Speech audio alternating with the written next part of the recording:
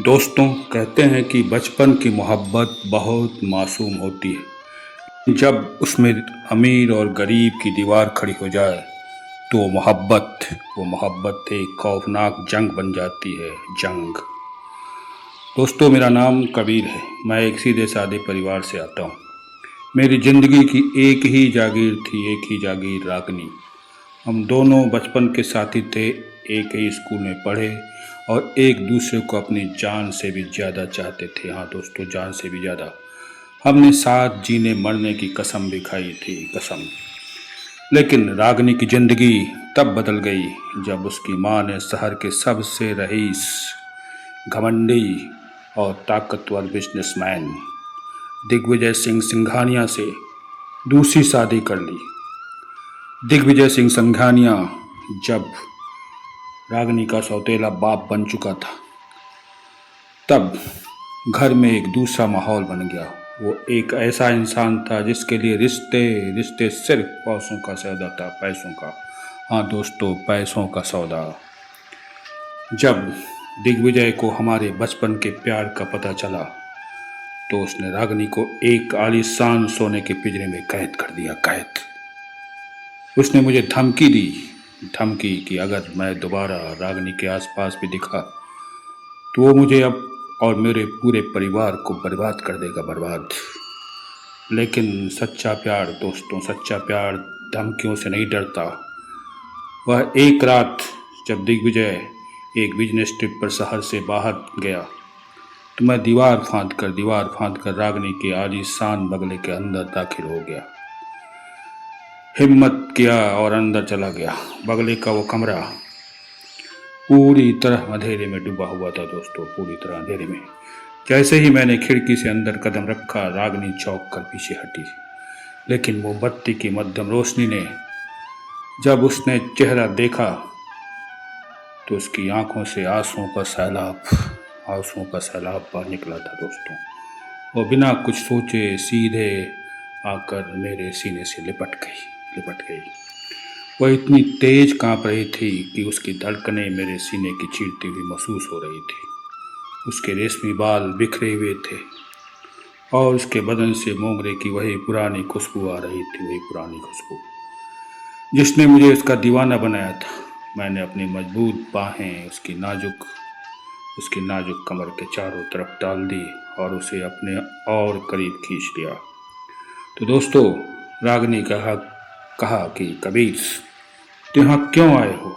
अगर मेरे सौतेले पापा को पता चल गया तो मुझे और तुम्हें जान से मार देंगे। वो बहुत ही जालिम इंसान है, बहुत खतरनाक इंसान है। मुझे इनसे बहुत डर लगता है। रागनी, जब तक इस कबीर के सीने में आखिरी सांस चल रही है, दुनिया का कोई भी सौतेला बाप तुम्हें मुझसे जुदा नहीं कर सकता है। आज डर को अपने दिल से निकाल लो। हमने उससे समझाया। मैंने अपनी उंगलियों से उसके चेहरे के आंसुओं को पोंछा। उसकी आंखों में मेरे लिए बेइंतहान तड़प थी दोस्तों, बेइंतहान। मैंने अपनी झिझक को मिटाया और झुककर अपने होठ उसके सुर्ख कांपते हुए होठों पर रख दिया। वह एक बहुत ही लंबा, गहरा और रूहानी किस था दोस्तों, किस। रागनी ने अपनी बाहें मेरी गर्दनों में कस दी और खुद को पूरी तरह से मेरे आगोश में सौंप दिया। उस अंधेरे कमरे में दोस्तों हमने रोमांस की सारी हदें पार कर ली। मैंने उसके साथ उसके माथे पर उसके दोनों गुलाबी गालों और उसकी गर्दन पर अपनी मोहब्बत की अनगिनत पवित्र किस छाप दिए, पवित्र किस। हाँ दोस्तों, हमने चुम्मा लिया उसका। उस रात उस अमीर सौतेले बाप की खौफ हमारे प्यार की आग ने घुटने टेक दिया था दोस्तों। तो दोस्तों, अगर आप सब्सक्राइब नहीं किए इस चैनल को तो ज़रूर सब्सक्राइब कर दीजिएगा। हम एक दूसरे की बाहों में खोए हुए थे कि तभी अचानक दोस्तों पूरे बंगले की लाइटें चली गई। बेडरूम का दरवाज़ा एक जोरदार झटके के साथ खुला।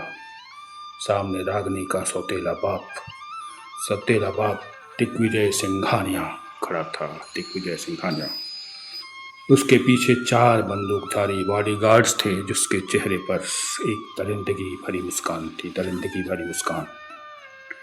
दिग्विजय ने अपनी गन निकाली और सीधे मेरे माथे पर तान दी। उसने गरजते हुए कहा, कबीर, तुम हिम्मत कैसे हुई, तेरी हिम्मत कैसे हुई मेरे घर में पैर रखने की। इस लड़की की शादी अगले हफ्ते शहर के सबसे बड़े घराने में होने जा रही है। तू एक मामूली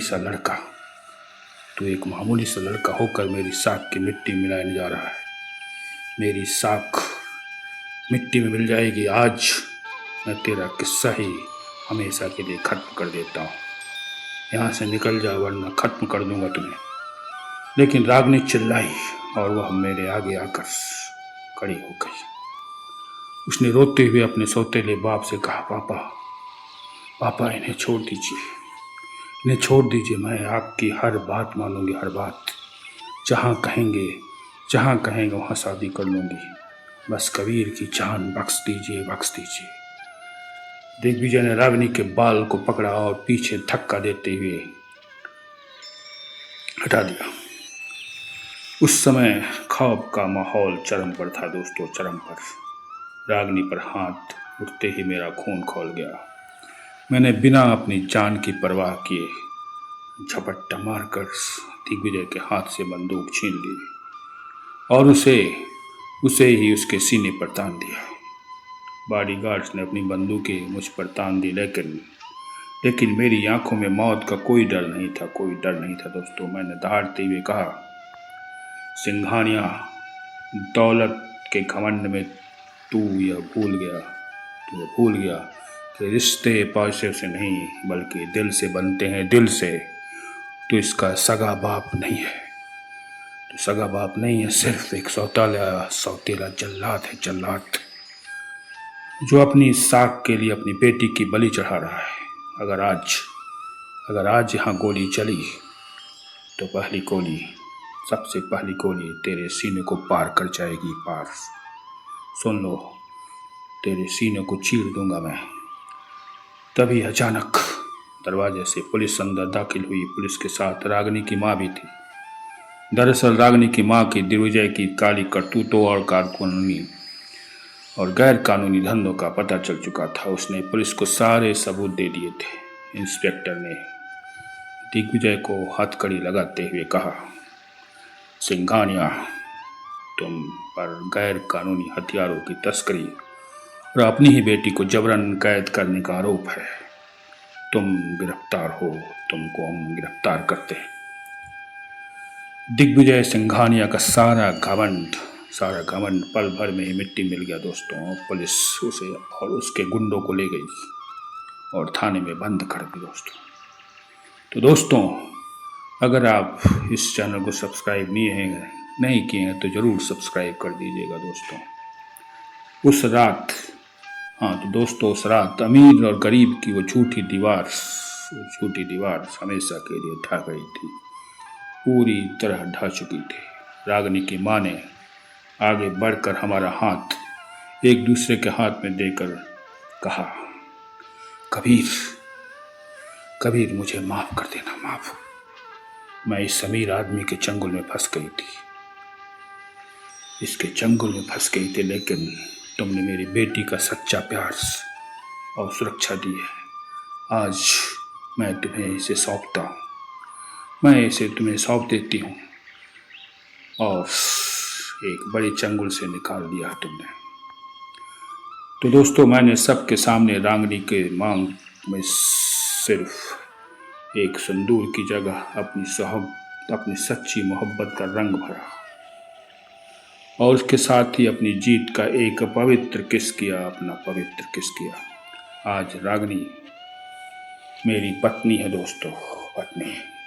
हमारे पास दोस्तों बहुत बड़ी दौलत नहीं है। मैं दौलतवान नहीं हूँ, लेकिन हमारे छोटे से